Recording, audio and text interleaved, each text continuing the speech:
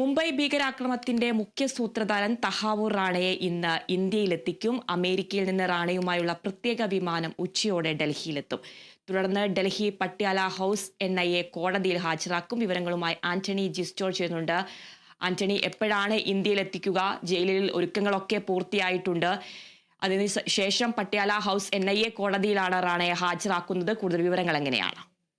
തീർച്ചയായും ഇന്ന് ഉച്ചയോടുകൂടി ഏതാണ്ട് 1:30 അല്ലെങ്കിൽ 2 മണിയോടുകൂടി തന്നെ ഇയാളുമായുള്ള വിമാനം, പ്രത്യേക വിമാനം ഡൽഹിയിലെ പാളം വിമാനത്താവളത്തിൽ എത്തുമെന്നാണ് അറിയിക്കുന്നത്. ഏതായാലും ഇയാളെ ഇവിടെ എത്തിച്ച ശേഷം നിലവിൽ NIAയുടെ പാട്യാല ഹൗസിലെ പ്രത്യേക കോടതിയിൽ ഹാജരാക്കാനാണ് ഇപ്പോൾ തീരുമാനിച്ചിരിക്കുന്നത്.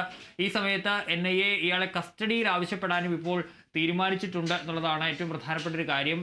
നിലവിൽ തീഹാർ ജയിലിലേക്ക് തഹാവൂർ റാണയെ മാറ്റാനാണ് തീരുമാനിച്ചിരിക്കുന്നത്. ഇന്നലെ ഏത് ജയിലിലേക്കാണ് ഇയാളെ മാറ്റുക എന്നുള്ള കാര്യത്തിലൊരു ആശയക്കുഴപ്പം ഉണ്ടായിരുന്നു.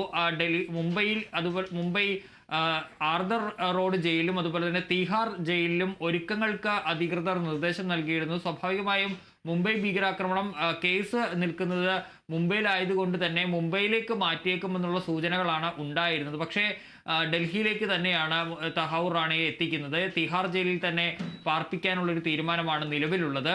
ഈ മുംബൈയിലുള്ള കേസ് ഡൽഹിയിലേക്ക് മാറ്റുന്നതും ഇപ്പോൾ പരിഗണനയിലുണ്ട് എന്നുള്ളതാണ് മനസ്സിലാക്കാൻ കഴിയുന്നത്. പ്രത്യേകിച്ച് ഈ സുരക്ഷ അടക്കമുള്ള കാര്യങ്ങൾ പരിഗണിച്ചുകൊണ്ട് ആ കേസ് ഡൽഹിയിലേക്ക് മാറ്റാനുള്ള സാധ്യതയുമുണ്ട്. മുംബൈ ക്രൈംബ്രാഞ്ചും ഈ റാണയ്ക്ക് വേണ്ടി അപേക്ഷ കൊടുത്തിട്ടുണ്ട്. ഈ മുംബൈ കേസുമായി ബന്ധപ്പെട്ട അത്തരത്തിൽ റാണയെ കസ്റ്റഡിയിൽ വാങ്ങാൻ മുംബൈ ക്രൈംബ്രാഞ്ചും ശ്രമിക്കുന്നുണ്ട്. ഏതായാലും ആദ്യം NIAയുടെ കസ്റ്റഡിയിലേക്കായിരിക്കും റാണയെ നൽകുക. റാണ NIAയുടെ കസ്റ്റഡിയിലായിരിക്കും ഉണ്ടാവുക. വിശദമായി റാണയെ ചോദ്യം ചോദ്യം ചെയ്ത ശേഷമായിരിക്കും മറ്റു കാര്യങ്ങളിലേക്ക് കടക്കുക. ഏതായാലും 13 വർഷത്തോളത്തിന് ശേഷമാണ് റാണയെ വിട്ടു നൽകാൻ അമേരിക്ക തയ്യാറായത്. കഴിഞ്ഞ ദിവസം സുപ്രീം കോടതി, US സുപ്രീം കോടതി റാണയുടെ അപ്പീൽ തള്ളിയിരുന്നു. ഇന്ത്യക്ക് വിട്ട് നൽകുന്നതിനെതിരായ അപ്പീൽ തള്ളിയിരുന്നു. ഇതോടുകൂടിയാണ് റാണയെ ഇന്ത്യയിലേക്ക് കൊണ്ടുവരുന്നതിനുള്ള നിയമ തടസ്സങ്ങൾ ഒഴിവായത്. കഴിഞ്ഞ ഫെബ്രുവരിയിൽ പുതിയ അമേരിക്കൻ പ്രസിഡന്റ് ഡൊണാൾഡ് ട്രംപ് ചുമതലയേറ്റ ശേഷം പ്രധാനമന്ത്രി നരേന്ദ്രമോദി ഫെബ്രുവരിയിൽ അമേരിക്ക സന്ദർശിച്ചിരുന്നു. ഈ ഘട്ടത്തിൽ ഈ റാണയെ